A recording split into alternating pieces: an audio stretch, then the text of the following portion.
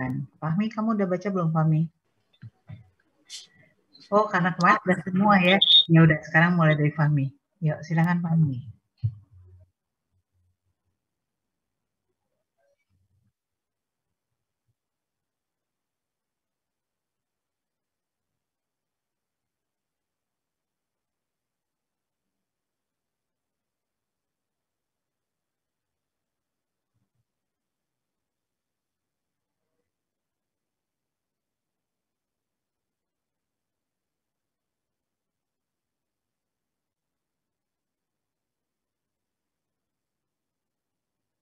Oke, ngertilah maksudnya ya. Jadi walaupun pracetak itu kita ya khususnya beton lah ya, kita bisa bikin bermacam-macam ya,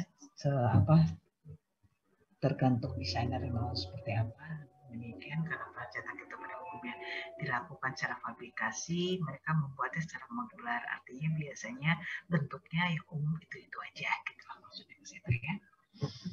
Nah, ini adalah bentuk yang umum yang biasa digunakan. Ini juga kemarin kita sudah bahas sedikit ya. Ini karena ya kita berulang sedikit tidak apa-apa lah ya. Nah, di sini mungkin lebih jelasnya kemarin ada juga yang nanya yang agak-agak ini kayaknya udah hampir semua ya. Ini adalah load bearing arsitektur standar. Jadi maksudnya ini adalah seperti saya bilang ini sudah seperti kayak balok tapi kayak di beam, kayak dinding juga. Ini kayak nggak ada yang baru ya, semua udah tahu ya. Yang B mana di B yang mana sih B? Oh ini dia. B ini exterior kolom, yang C ini dia double T, ini terlihat ya double T, dia maksudnya dalam satu segmen, kamu perhatikan yang dekat tulisan C, ini satu segmen, di tengah ini satu segmen, ini dengan satu segmen, tiap segmennya dia ada 2 balok, jadi artinya orang tersebut si desainer itu dia mendesainnya ini ada sebagai double T, ya, jadi bukannya plat dikasih balok, tapi dia mendesainnya sebagai double T, ya, double T beam, oke. Udah gitu ini juga sama, C juga sama, C ini interior kolom, yang E mana dia bantu saya dong, di mana ya? Oh ini dia, di bawah. Di sini ada inverted T-beams or composite beam. Di sini juga maksudnya adalah di sini bisa dikatakan ini adalah anggap ini adalah kan kayak segmental ya. Nah segmental ini, segmental daripada double T-beam ini dia ditumpu oleh balok besar ini di bawah ini. Oke, jadi ini adalah balok tumpuannya dari elemen-elemen plat. Kita bilangnya sih seperti plat ya, tapi dia sebutnya adalah double T beam atau double T slab.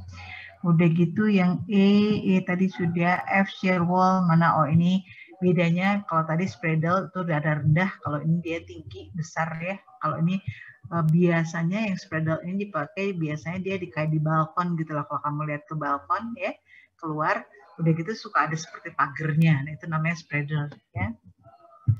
Udah gitu shear wall nomor D, shear tangga. Oke. Selanjutnya kita lihat di sini balok. Yuk siapa silakan membaca balok.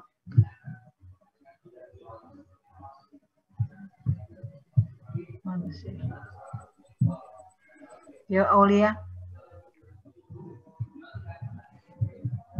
Balok anggota horizontal yang mendukung komponen dek seperti T ganda dan plat inti berongga. Balok biasanya dianggap sebagai komponen struktural.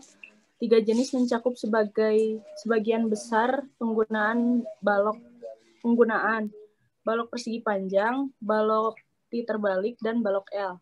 Oke, kita semua sudah tahu bahwa balok itu kita point of view-nya dari orang struktur, dia betul-betul ada elemen struktur utama ya, dan kita juga tahu balok itu untuk menahan apa, menahan plat dan beban-beban di atasnya.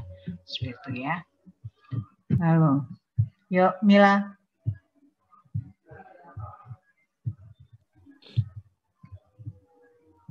Bisa dibaca Mila? Belum gabung. Tadi rasanya udah saya accept. Oke, kalau enggak Dani deh, Dani. Mila nggak tahu di mana. Dani. Selimut kolom. Penutup kolom adalah potongan tipis, cembung, atau tiga sisi yang pada dasarnya sesuai dengan namanya. Mereka menyediakan eksterior yang sudah selesai secara arsitektural untuk kolom struktural. Biasanya, dua potongan serupa disambungkan di kedua sisi untuk memberikan penutup lengkap untuk kolom, memberikan bentuk apapun yang diperlukan untuk tampilan akhir. Ya, maksudnya ini, jadi intinya adalah penutup kolom itu jadi kayak apa sih sifatnya tuh dia sebetulnya arsitektural ya, bukan struktur. Jadi kita nggak usah berbicara banyak tentang itu, oke? Karena arsitektur digital. Oke, yuk kolom. Irsat. Ya.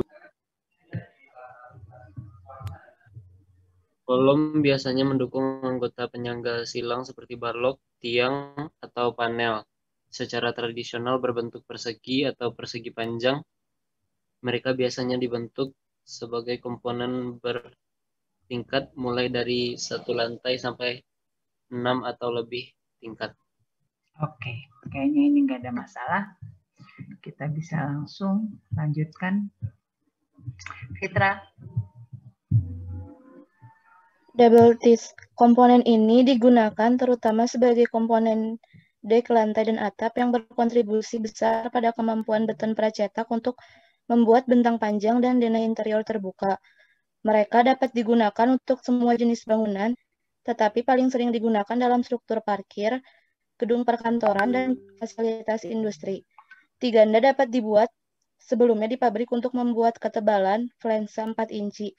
Mereka juga dapat ditutup di lapangan dengan membuat flensa 2 inci dan menerapkan topping komposit beton cor 2 hingga 4 inci di lokasi kerja.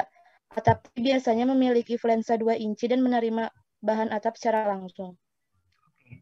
Jadi double TIS kita sudah bicarakan beberapa kali kemarin. Nah, cuma di sini tambahannya adalah jadi dikatakan bahwa double TIS slab ini ya atau double TIS beam saya katakannya ya. Jadi dia biasanya untuk bentang-bentang panjang, makanya dikatakan pada parking lot atau daerah-daerah industri. Nah, namun namanya dia slab, double T slab atau double T beam ya, dia mempunyai kemampuan menerima bebannya agak terbatas. Jadi banyak dilakukan pada pelaksanaannya dia nanti di overlay, artinya komposit monolit dengan dicor di tempat. Itu maksudnya. Jadi misalnya dari pabrik kita cuma dapat ketebalan daripada platnya itu misalnya sekitar berapa? Misalnya sekitar dia bilang tadi 2 inch sekitar berapa? Misalnya sekitar 60 mili gitu lah ya. Nah, sedangkan kita maunya 120 mili. Jadi 60 milinya adalah langsung kita cor di tempat. Oke.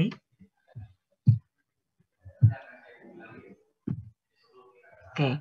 Hollow slab.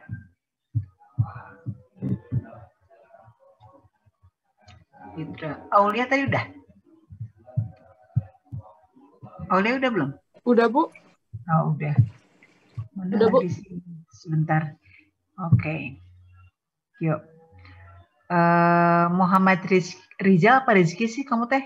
Riz, soalnya tulisannya Rizky doang. Rizky, Bu. Oh, Rizky. Oke. Salah. Nah, dulu. Enggak. Di atas, di bawah ada Muhammad Rizky, ada PG 18, nggak tahu PG 18 tenawan. Di atas ada Raden Muhammad Riz. Riz apa itu? Rizali itu, Bu. Oh, itu Rizali. Oh, oke. Ya udah Rizali dulu kalau gitu. Yuk, silakan. Kalau core slabs, plat ini berongga, juga dikenal sebagai papan, digunakan di berbagai macam bangunan sebagai komponen lantai atau dinding. Ini termasuk perumahan untuk banyak keluarga dan satu keluarga, sekolah, hotel, pusat perawatan kesehatan, kantor, fasilitas manufaktur, dan bangunan lainnya. Lembaran inti berongga biasanya berukuran 8-12 inch tebal, tetapi bisa dibuat setipis 4 inch atau setebal 16 inch. Inti berlubang panjang atau rongga menjalankan seluruh panjang masing-masing bagian, memberikan bahannya nama. Dalam beberapa aplikasi, inti dapat digunakan untuk menjalankan peralatan mekanis dan listrik. Oke, sebelumnya saya mohon maaf ya.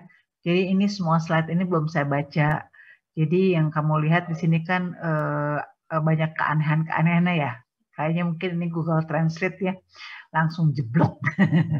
Oke ya. Tapi anyway, nggak perlu ada yang terlalu penting yang harus saya bicarakan. Ini kita sudah pernah bicarakan bahwa slab dia lubangnya secara struktural oke, karena kita tahu di tengah tidak ada tegangan yang bekerja. Oleh karena itu boleh plat struktur dilubangi. Lalu oleh orang arsitek biasa suka dijadikan untuk menyembunyikan utilitas ya, seperti kabel listrik dan segala macam supaya terlihatnya tetap cantik. Oke, kita lanjut. Bentar, saya di mana nih? Yuk, Putra.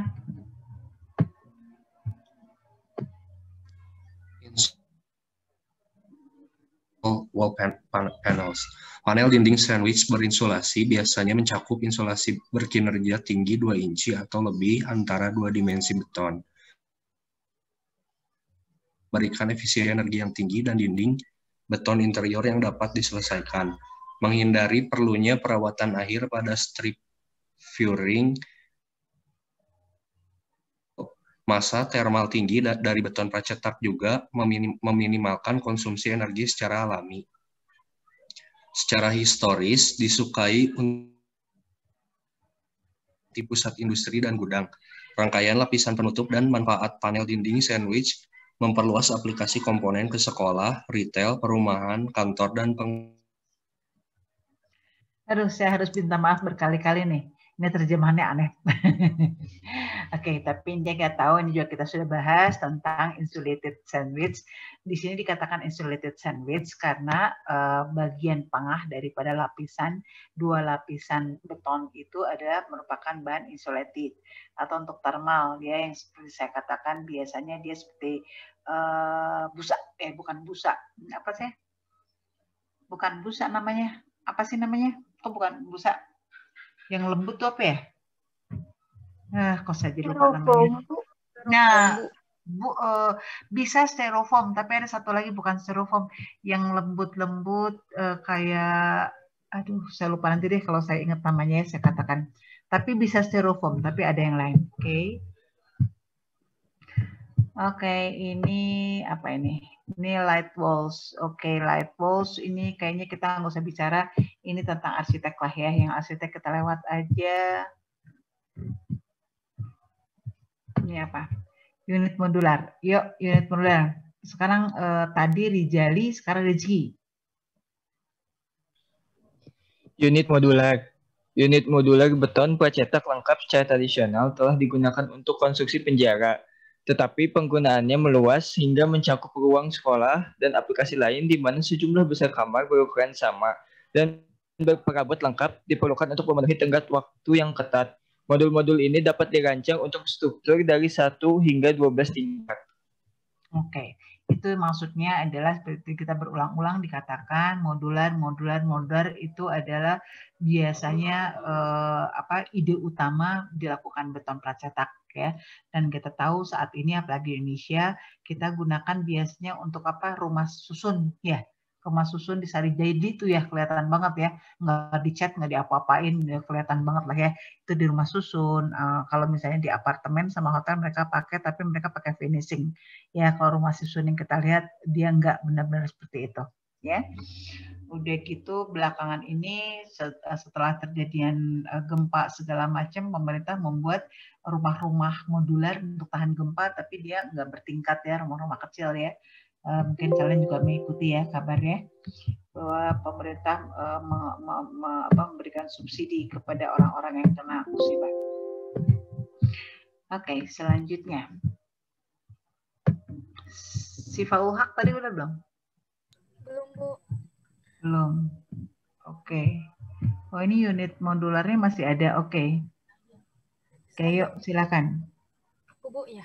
Selanjutnya yaitu unit modular. Kemampuan untuk melemparkan modul dan melengkapi mereka dengan banyak sistem dan perlengkapan mekanis yang mereka butuhkan, termasuk pipa ledeng, listrik, tempat tidur, cermin, dan jendela. telah membuatnya sangat populer untuk fasilitas penjara. Modul dicetak sebagai unit sel tunggal atau multisel dengan sebanyak 4 sel dalam satu komponen monolitik. Konfigurasi modul sel ganda biasanya mencakup pengejaran vertikal antara dua sel untuk akomodasi mekanis, kelistrikan, dan perpipaan. Utilitas dihentikan untuk mengejar hook-up terakhir di situs. Dinding eksterior biasanya diisolasi dengan insulasi kaku 2 inci dan ikatan serat karbon non-konduktif yang meningkatkan kinerja thermal struktur. Oke, ini hampir sama aja ya. Oke, sekarang apa ini Mulian? Ntar dulu, saya lihat dulu. Oke, Abu Bakar.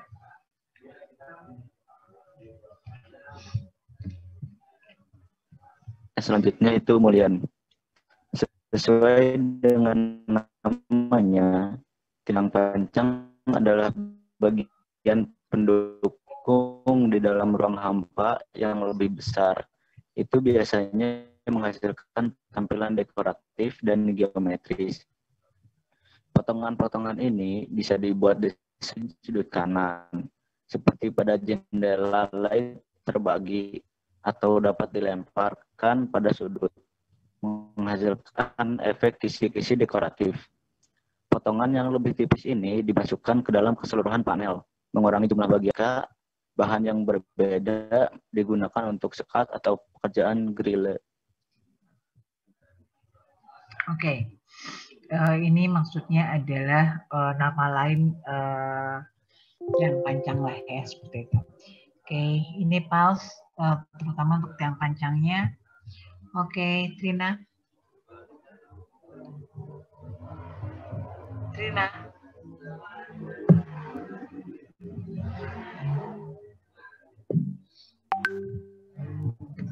Selanjutnya, piles.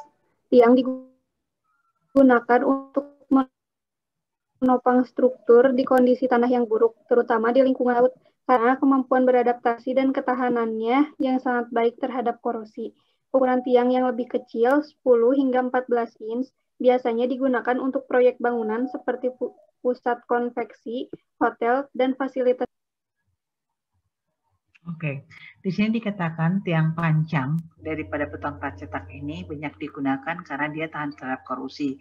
Tapi kamu jangan lupa ya bahwa ini adalah tiang pancang yang diletakkan di tanah, dalam tanah. Tapi kalau tiang-tiang pancang yang di bangunan-bangunan di offshore, di tepi-tepi laut, dia malah tinggi korosinya. Ya, jadi biasanya kalau untuk di laut, dia tiang pancangnya dia kita coating dengan lapisan tertentu supaya dia tahan terhadap korosi. Oke. Oke. Yuk dilanjutkan dengan siapa lagi nih? Cynthia?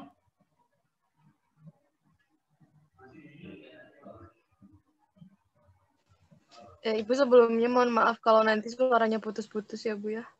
Oke, disambung kalau kalau putus disambung suaranya. Ya Bu.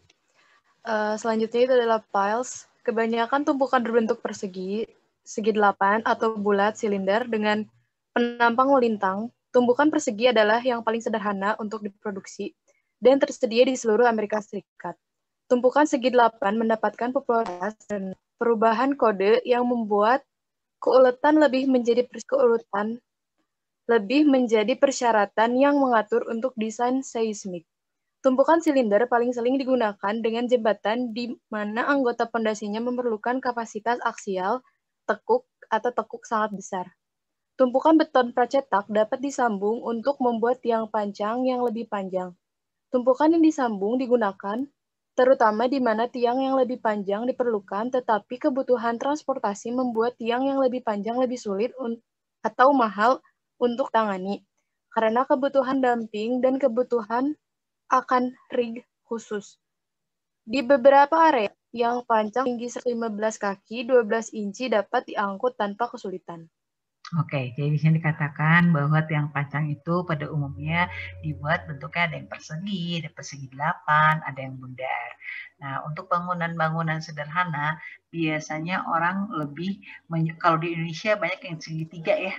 Di Indonesia banyaknya segitiga malah yang dibikin ya. Nah, namun di sini juga dikatakan bahwa biasanya untuk yang bangunan untuk gempanya tinggi mereka menggunakan segi 8 ya. Artinya apa? Dia supaya bondingnya lebih kuat aja sama tanah ya, karena penampangnya semakin banyak, luas penampangnya ya. Udah gitu di sini dikatakan juga, nah juga banyak digunakan tiang pancang silinder itu untuk di jembatan-jembatan ya. Maksudnya apa? Jadi dia langsung dari pilar ke tiang pancangnya. Di situ kenapa? Karena biasanya kalau tiang pancang untuk dari jembatan itu tidak full kayak building. Kalau full building kan kita kasarnya istilahnya bangunan itu banyak tertutup. Kalau jembatan kan terbuka. Ya, jadi artinya di situ dia menahan beban lateral, menahan momen, menahan beban aksial, dan itu penampangnya itu yang bundar itu lebih baik, ya. Oke. Sekarang balok wrecker. Oke, ini juga nggak begitu, ini hubungannya sama struktur. Nah, oke, dinding geser. Azri, dinding geser Azri. Dinding geser menyediakan beton padat, penahan struktural mandiri yang biasanya digunakan dalam beton pracetak vokal dan struktur parkir. Ini memberikan dukungan di seluruh ruang interior untuk menangani komponen rentang di atas kepala dan untuk melawan beban lateral pada struktur. Komponen ini dirancang untuk menahan angin dan beban seismik. Dalam beberapa kasus, mereka dirancang dengan rongga sentral dan dikenal sebagai dinding cahaya. Oke. Dinding geser itu atau shear wall. Jadi namanya aja, dari namanya sudah terlihat bahwa dia adalah plat dinding secara struktural untuk menahan geser. Menahan geser di sini adalah maksudnya adalah beban lateral. Karena pada umumnya kayak balok, kayak plat kan kita menerimanya bebannya gravitasi. Artinya tegak lurus ya ke arah bumi ya. Nah, tapi kalau geser artinya dia tegak lurus terhadap dinding tersebut. Siapa yang beban apa? Yaitu beban angin, beban gempa terutama ya. Jadi maksudnya itu. Jadi dinding geser ini nanti kalau kamu jadi kontraktor atau di lapangan, kalau kamu pelajari gambar kerja ya, soft drawing, itu diletakkannya enggak sembarangan. Ya, pada umumnya dia merupakan harus simetris, kalau enggak terjadi nanti guling gitu loh ya. Jadi harus simetris, biasanya si berencana melakukan itu. Dan digeser juga biasanya juga dia suka multifunction sebagai core untuk lift ya. Itu juga bisa dikatakan sebagai dinding geser juga, biasanya double function gitu ya. Oke, sekarang seat piles. Siapa ini? Mila. Halo Ibu, ya. Ibu yang tadi maaf ya Bu, lagi nyari headset. Oke. Sekarang seat piles adalah panel struktural beton pracetak yang dihubungkan bersama untuk membentuk penghalang pendukung, biasanya bertindak sebagai dinding penahan. Nah, seat piles ini biasanya kita kenal di mana? Dia biasanya untuk mendukung bebannya itu tanah, yaitu lateral. Jadi kalau tadi dinding geser atau shear wall, kita itu untuk di upper structure. Tapi kalau seat tiles itu biasanya di substructure. Jadi biasanya di tanah-tanah yang labil ya, kita menggunakan seat tiles. Oke. Jadi kayak cantilever, seat pile itu ada yang cantilever segala macam lah ya. Kan udah belajar dinding penahan tanah belum? Udah? Dinding penahan tanah udah belajar belum? Ya pada suaranya pada mati, jadi saya nggak bisa dengar. Suara pada mati. Udah? Sudah Bu. Udah, berarti sudah pernah dibahas ya tentang seat pile. Oke, sekarang solid slabs. Solid slab. Siapa lagi yang belum? Veronica. Ya Bu, solid slab. Plat padat digunakan sebagai komponen dek struktural yang mirip dengan plat inti berlubang. Ukurannya dapat bervariasi untuk memenuhi persyaratan struktural desain. Oke, artinya kalau tadi hollow slab ada lubang-lubangnya, kalau solid artinya dia kayak pejal gitu ya, penuh ya. Jadi dia tidak berlubang. Oke, prinsipnya sama kita sebagai ini. Ini splendor yang tadi juga kita sudah bahas lah ya. Supaya enggak ini juga ini arsitektural kita lewat, ini tangga juga. Udah pernah tahu kan tangga kayak apa, sistem beton total pracetak. Udah, ini apa katanya? Yuk, Salsa, baca Salsa. Ya Bu, sistem beton total pracetak. Sistem beton pracetak total menggabungkan berbagai komponen beton pracetak ke dalam keseluruhan sistem struktural.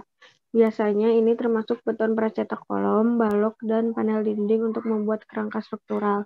Plat inti berlubang atau T-ganda sebagai anggota bentang, dan panel dinding sebagai pelapis. Desainnya bisa menghemat bahan tenaga kerja dan biaya penjadwalan dengan menggabungkan beberapa komponen, baik arsitektural maupun struktural menjadi satu kesatuan.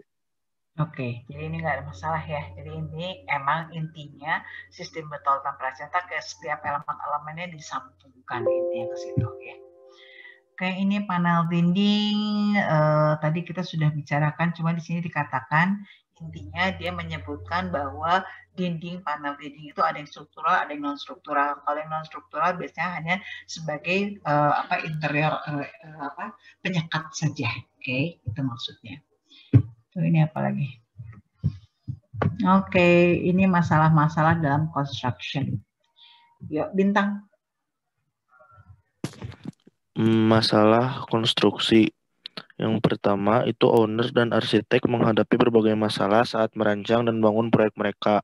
Dimulai dengan pemilihan tim konstruksi, penempatan yang tepat, dan menetapkan kebutuhan infrastruktur. Lalu yang kedua, dalam banyak kasus, produsen beton pracetak dapat membantu menciptakan efisiensi dan ekonomi jika mereka terlibat dalam proyek sejak tahap desain paling awal.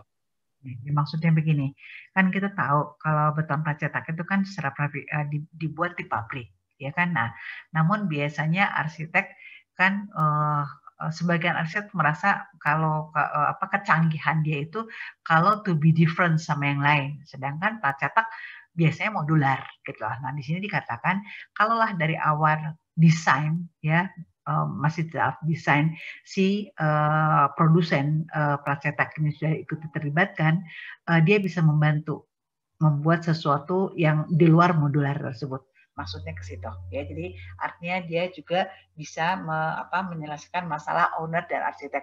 Tapi sudah jelas biasanya secara ekonomi dia akan lebih mahal karena special case ya. Yuk. Pujiarti tadi udah belum?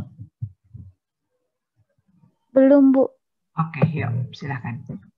Yang selanjutnya masalah konstruksi mengadaptasi desain ke beton pracetak. Komponen beton pracetak dapat memberikan sejumlah keuntungan pada suatu proyek. Namun keunggulannya tersebut dapat dimaksimalkan hanya jika desainnya mengakomodasi material dari tahapan konseptual. Komponen beton pracetak digunakan untuk membangun desain yang awalnya direncanakan sebagai proyektor di tempat. Misalnya, akan memerlukan perubahan dan penyesuaian pada potongan beton pracetak untuk menciptakan gaya monolitik dari desain cor di tempat yang disediakan. Perubahan tersebut mungkin tidak bekerja untuk efisiensi beton pracetak, menciptakan desain yang lebih rumit dan sulit untuk dilakukan dibandingkan dengan beton pracetak sebagai bahan pilihan sejak awal. Pembuatan beton pracetak harus memiliki kesempatan untuk menilai dan merekayasa desain yang ada untuk memanfaatkan sepenuhnya efisiensi beton pracetak. Misalnya, beton pracetak dapat menghasilkan campuran yang padat dan tahan lama yang dapat memberikan kekuatan lebih tinggi, sehingga lebih mudah untuk membuat bentang panjang dan menghilangkan kolom. Rekayasa nilai desain dapat memungkinkan para desainer untuk mengurangi biaya dan memperluas fleksibilitas desain, membuka pintu untuk perubahan potensial lainnya. Jadi maksudnya gini, Jadi kita jangan berpikir kalau beton-beton plat cetak itu, oh dia biasanya yang umum, modular. Jadi bentangnya bentang-bentang pendek, mutu beton itu walaupun namanya bukan plat cetak, pada umumnya beton mutu tinggi. Tapi di sini artinya dia juga bisa sih, mungkin di negara maju sudah mulai ya beton plat cetak, tapi mutunya bukan hanya mutu tinggi, tapi mutu kinerja tinggi atau high performance concrete. Nah, jadi maksudnya seperti itu. Jadi tidak terpaku. Jadi ya itu yang saya pikirkan ya, mudah-mudahan di Indonesia kita bisa juga maju seperti itu gitu lah ya. Tapi intinya seperti itu. Jadi intinya menyatakan bahwa beton plat cetak itu desainnya tidak kaku. Dia bisa mengikuti maunya desainer. Yuk, Yulianti. Selanjutnya masalah konstruksi merancang dengan beton plat cetak. Pracaster dapat memberikan informasi tentang berbagai topik yang akan